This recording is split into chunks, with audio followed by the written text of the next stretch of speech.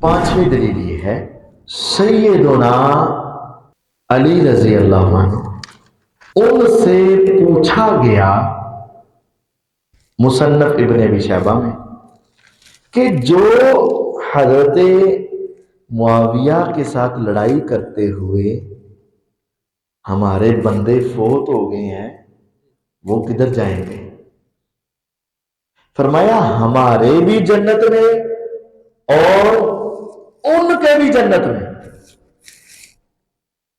ہمارے بھی جنت میں اور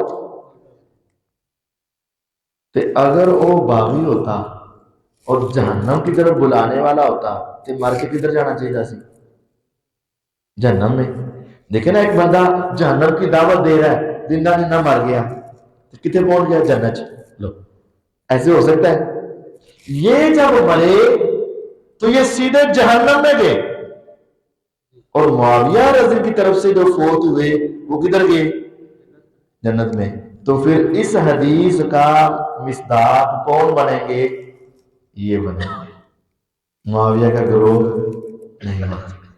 مصنف ابن ابی شیبہ سیدنا علی رضی اللہ عنہ سے سوال کیا گیا کہ حضرت معاویہ اور حضرت علی رضی کی جو لڑائی ہوئی ہے اس میں جو بندے فوت ہوئے ہیں وہ کہاں جائیں گے؟ تو آپ نے فرمایا کدھر جائیں گے؟ جنت میں۔ اور جب ان سے پوچھا گیا ان کے جو بندے مرے ہیں یہ کہاں جائیں گے؟ فرمایا یہ سیدھے جہنم میں جائیں گے۔ یہ صحیح مسلم میں ان کے بندوں کو جہنم بھیج رہے ہیں اور معاویہ رضی کے بندوں کو کدھر بھیج رہے ہیں؟ تو پھر یہ جو جہنم کی طرف بلانے والا گروہ پھر کون سا ہوا؟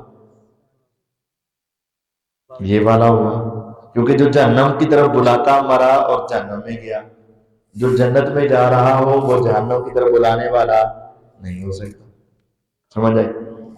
الحسن اسلامک سینٹر